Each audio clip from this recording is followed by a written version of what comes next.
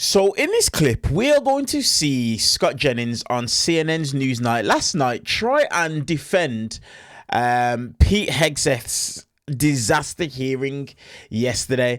Also, we're also going to see him try and defend the narrative around the Iran war, but he's going to repeatedly just get shut down on CNN News. Now, as usual, let's watch the clip in full. I'm going to give you guys my thoughts towards the end. Good evening to you. I'm Sarah Seidner in New York. Tonight, as the war with Iran crosses into its third month, the exit plan is as clear as mud. For the first time since the war began, Defense Secretary Pete Hegseth went to talk to Congress about it. That what was supposed to be an opportunity for lawmakers to try to get some answers about the war quickly devolved into a partisan food fight. For his part, Hegseth, during this war with another nation, said that the true enemy was lawmakers questioning the war effort. The biggest challenge, the biggest adversary we face at this point are the reckless, feckless, and defeatist words of congressional Democrats and some Republicans. 2 months in, I remind you, 2 months in to a conflict. Lest I remind you, and my generation understands how long we were in Iraq, how long we were in Afghanistan, how long we were in Vietnam. 2 months in on an existential fight for the safety of the American people, Iran cannot have a nuclear bomb. We are proud of this undertaking. I am proud that President Trump has had the courage to do it.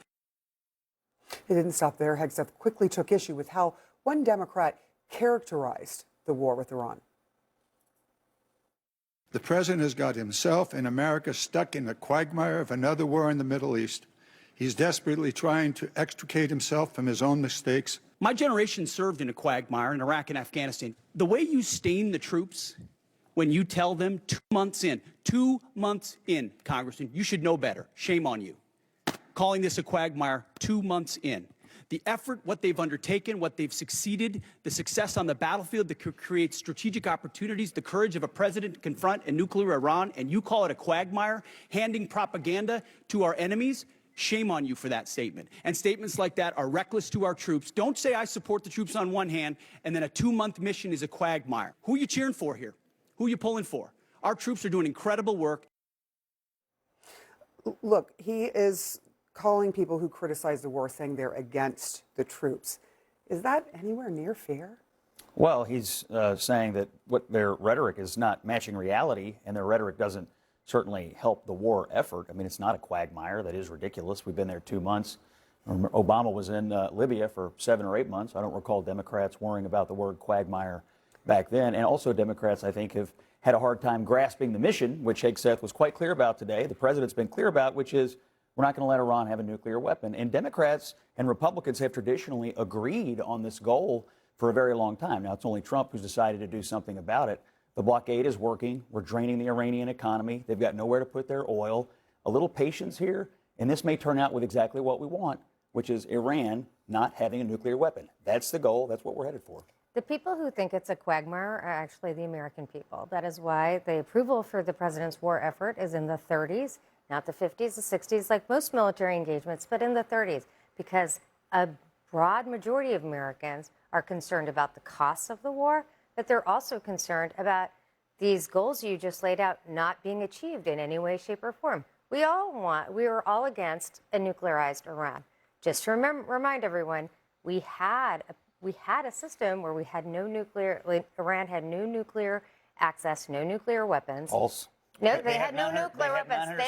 They do not have uranium. nuclear weapons. That is the your deal lying allowed them when to you have say. uranium. Did they not have it? Did they have nuclear weapons? They did not. enriched uranium. They did not have nuclear and they are weapons. on the brink of having 11 bombs. That's what Obama left us. The brink. What is a brink? A year, 2 year, 10 years? Weeks. Regardless. The experts say weeks. The issue right now is because of this war, the Iranians have something they never had before, which is a chokehold on the global economy.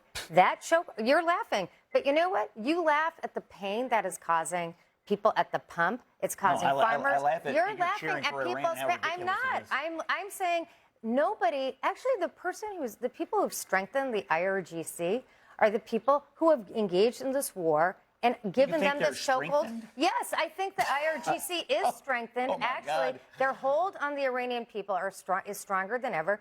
You know, if they were so weak, why wouldn't they have run to get a negotiation already? We are weeks into this with no final resolution. If they were so desperate, why haven't they caved? How long should it have taken? 3 hours, 6 hours, 9 hours? I don't know. What's the near military strategy I say the timeline? president. It's not my military strategy. It's Donald Trump's military strategy. I mean, you may call it unbelievable, but people are suffering in Yes, this country, cheering and I against know America? you know what's ridiculous. I'm sorry. What's ridiculous is that you can hear your laugh voice. at the pain. Wish casting. You laugh Wish at the casting bad pain of outcomes. Americans. Okay, Wish I'm casting. concerned No, about the but can I people just of say, America, and you anytime are just somebody doing asks partisan work. questions or makes a critique, to turn that into cheering for Iran is just as She disingenuous. said their IRGC is strengthened. Do you agree with that? They are strengthened. Listen, They I are know that strengthened. Their there ha- hold on the country I is know that there stronger. hasn't been regime change the way that Donald Trump wants to tell us Exactly. there is. I don't know if they are strengthened or are not. I think when this is over, we will know. But I do know that asking legitimate questions, and I think a lot of the people in America have questions about what we are doing, what it's costing, questions that were asked in this hearing today. That doesn't mean you are cheering for Iran. That means you are cheering for America. Let me just say this. I don't think this hearing today served much of a purpose. I think we've gotten used to these spectacles and performances I agree with you about this. in Congress you and I are on the same where page. there is a lot of screaming, often on both sides. It's often Congress people screaming at the person testifying and the person testifying screaming back at Congress. In this case, it was a lot more one-sided. It was Pete Hegseth doing most of the screaming. I think Pete Hegseth bringing up how long we were in Vietnam or Iraq may not be as helpful as he thinks to his argument because people have very bad memories about that. I don't think we learned much as an American people who want answers. I don't think we learned much. The president doesn't have the luxury all the time of making foreign policy decisions to weigh it against all gas prices and polling. When there is a threat, he has to act on it. He has to make a series of decisions that lead him to that. Right now, 2 months into this, we have had a ceasefire for over a week, and we are talking to the Iranians. We have a blockade that has now 23 ships parked in Iran. You know where that oil goes? It goes to China. It goes there, and that's what basically it's be very interesting to see what happens in Beijing when Xi and Trump meet. Now, I don't know what him and Vladimir Putin talked about, but what I do know is this. Secretary Hegseth tried to just pump. Now, he obviously robustly defended the president, pushed back, made a bit of a spectacle, to be fair. And I think it's not wrong for liberals and other Americans to have questions. I think the administration should answer all of them. It's not just liberals having No, I questions. agree, and I said all Okay. Americans. But what I am saying is I don't believe hyperbole and using quagmire fits. By the way, let's just note, Scott, you brought up a great point. The economy is crashing, and the truth is the Iranian military is a mess. Right now, and noted in that Wall Street Journal article, when the economy collapses, the people rise up, and at the end of the day, we want the people to have control of that government. But the problem here haven't. is That's in the the issue. history of modern warfare, regime change is never achieved by air power alone. Right? That's why we have deterioration. blockades. But neither are they achieved by What about when you sanctions. throw in the Navy? Does that help? Well, I mean, historically, it has we're not destroying helped. their Boots on the economy. We're ground. destroying their Okay, currency. Scott, just for 1 second, stop the go talking ahead. points. John. So, look, The blockade is a talking point. Is it not really happening? if let's try to imagine what you would say if a Democratic president attacked Iran suddenly without making a case for war to the American people. That, and did it without any allies. The problem you seem is to be mistaken about my views on Iran. I think they're butchers and terrorists, and I think we're 7 presidents too late. I'd have been happy for anybody to drop anything but pallets of cash on them, the Islamic John. Republic of Iran is a force for evil and obviously can't be allowed to be a nuclear power. Congrats. But Welcome that's to the what party. What the strike was in June seriously degraded their forces. Agreed. The problem is that the United States all of a sudden joined Israel very quickly without any case for war being made, and now there is no plan to get out of this. It is easy to blunder into war. It is very hard to get out of it, and that's why our allies are saying, we're not with the U.S. on this because no case was made. That's why the war's unpopular at home, because no case has been made. And as Teddy Roosevelt once said, it is unpatriotic and servile to not criticize your leaders, even in a time of war. And I also think the fact is that Americans are paying for this war. They are paying. Gas prices went up again today to over $4.25 on average, over $100 barrels of oil. Now, people here, you can say that's no big deal to the American public. It's okay for them to bear that burden. It is a big deal. Okay. Hold on.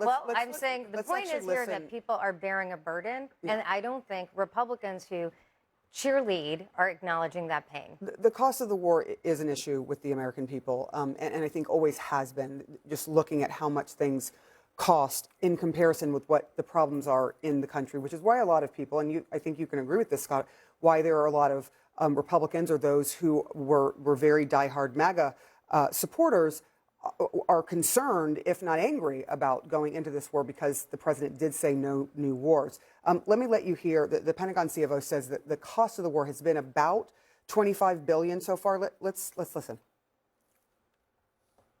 So approximately at this day, we're spending about $25 billion on Operation Epic Fury.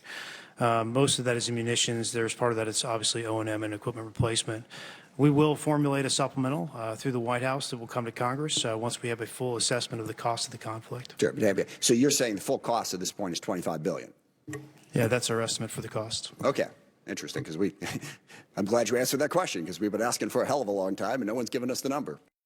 So we're getting a number there and an answer there. To you, TW, is the cost worth it? Do you think that the American people will look at this and say, this has been worth it?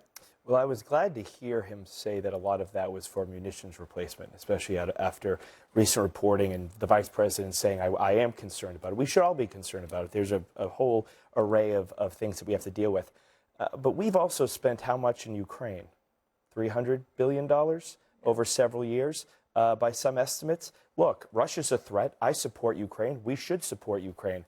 But this threat from Iran directly impacts the United States of America. And I'm sorry, I don't think imminent means it's sitting on a rocket launcher waiting to blow. And one of the great things I think that the Trump administration is pushing that wasn't in the JCPOA was ballistics, making sure they can't get the technology to get it to our country and to our men and women overseas. Do you have that deal? Do they have that deal? That's what we're working on. Have the Iranians agreed to that deal? I mean, I hope they get that deal. We're trying to but figure you out don't who's know, in charge that could kill so many of them. Okay, but we don't have a negotiating partner. So I think that's an issue here, which is you're laying out a series of goals. And of course, we all want to denuclearize Iran and not having a nuclear weapon. But there is no assurance we're getting that at the end of the day. In fact, their most recent negotiating tactic is to open the Strait of Hormuz and just put the nuclears aside. Who knows if we'll do that or not, but that would be a strategic loss. Congressman, I really I'd ask appreciated China's opinion on that. I really appreciated having a specific number and answer to that question. Pete Hegseth had been asked the question before during the hearing, and he arrogantly and too cute by half answered with another question. And I just think that lack of seriousness. You know, he's now Secretary of Defense, whether I like it or not, and he needs to behave as such, particularly at a time of war. He is no longer a Fox News host. If he gets asked in a congressional hearing what the cost of war is, for the love of God, answer it. The American people must know, want to know, and deserve the truth. Yeah, but the problem is this is a khakistocracy where somebody who doesn't really have the gravitas or the experience to typically be in that position, but was a Fox News weekend host, is now playing Secretary of Defense in a time of war. Of course, $25 billion, that's an important number to lay out there. Multiples, by the way, of what was saved by Doge, for example, and obviously none of which was the case was made to the American people about this campaigned against foreign wars. With Ukraine, I've got to say that the U.S. expenditures have been primarily from munitions and through allies, so indirect spending. But to your point, and I think that we're probably not in disagreement about this, often making sure that war doesn't expand saves money and time down the road. Maybe this $25 billion will save money and time down the road. But the problem is it's open-ended. The problem is that we don't have the money to spend on childcare, which the president campaigned on. So saving money and time, I agree with you, is important. Also, saving American lives is important. For 47 years, these people have terrorized Western civilization. They've killed Americans. They've maimed Americans. They are the principal father of terrorism in this world. And if they ever obtained a nuclear weapon, which our negotiators were told by them, they had enough material to make 11 nuclear bombs. That's been confirmed by the experts. That's been confirmed. Where we wiped them out? If they ever got it, you know what they would do. And we found out in the course of this conflict, they have ballistic missiles that can reach most of Europe. Now, Europe should be more interested in this, but once again, it falls to the United States of America to stop the worst people in the world from getting their hands on things to kill millions of people. That's our job. That's what we're doing, standing up for the West. I thought Trump did campaign explicitly not on doing those sorts of things. He campaigned explicitly on stopping Iran from getting a nuclear weapon. It's been a red line for his entire adult life. Similarly, as he campaigned about getting rid of ISIS in his first term, and he went there and destroyed the caliphate. We're by the way, along with 500 Russians, we're not dropping any bombs right now. We haven't dropped any bombs in days and days and days. What we have going on right now, which the president has said maybe even more effective, is we have a naval blockade, which is bringing this country to its knees, and also, I think you're right, but not also to the negotiating China table. to its knees. And so we'll see in the next few days. The hard, patience here could the be hard useful. thing about the nuclear goal is we were told in June, just last summer, that we've wiped out their capacity. So it's a and there was wide support for that strike because it was tactical. And well, some Democrats wanted to impeach the president, but well, all right, no one at this table, Scott. We'll move on from this now. So I just have a few points that it is that I want to add to this. So first and foremost, why is it that whenever you criticize the government for what it is and this administration for what it is that's taking place within Iran, their instant go-to is that you are a lover of the IRGC and you support the IRGC in what it is that they're doing. See, two things can be true at the same time. You can criticize the IRGC and believe that they're an evil regime, but you can also turn around and say this was a war that wasn't necessary, it wasn't needed, and we know the facts and the truth behind it. You know, Joe Kent has come out and confirmed it, but Marco Rubio said it himself. Iran were going to make a move, and they thought as a result of that, Israel was going to make a move, and as a result of that, they thought that Iran would retaliate on the United States of America. That's the truth. That is the reason why this is happening. That's exactly the reason as to why Donald Trump is in a quagmire. He has found himself in a situation where he is stuck and he can't get out of the war. And all of these narratives speaking about, oh, the blockade's doing this, blockade's doing that. There's literally reporting coming out saying that ships are still passing through the blockade. And the IRGC have been strengthened. The regime is exactly the same. If anything, it's got even worse now. Supposedly, according to reporting, the Ayatollah that they just took out, he was the one who was basically saying no nuclear weapons. But his son now supposedly is way worse than what his father was.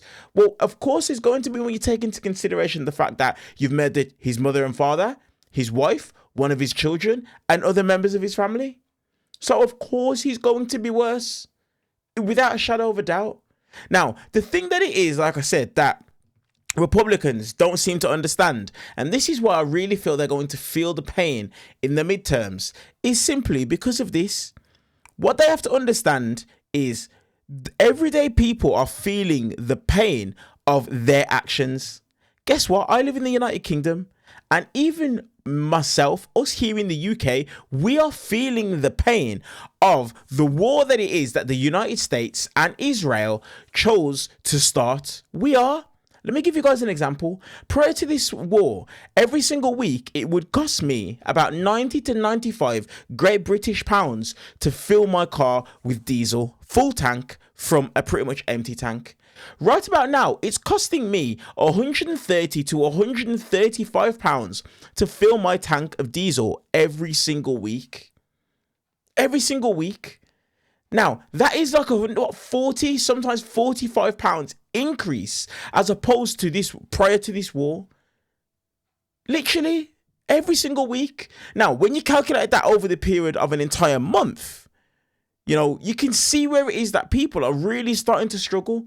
If people are paying an extra £160 each and every single month just to fill their car with fuel, you're going to have a problem. And guess what? I don't even live in the United States, but I live in the UK, and as a result, these are the things that's happening. This is the reason why everywhere around the world, we're looking at this administration and Donald Trump.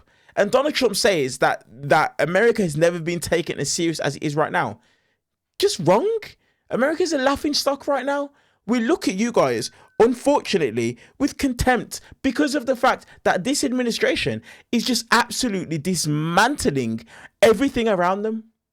This is what's taking place, and this is what it is that people really think. Let me know your guys' thoughts on this exchange in the comment section below. Do the usual stuff, hit subscribe, give the video a thumbs up, hype up the video, and turn on the bell notification as well. See you guys in the next one.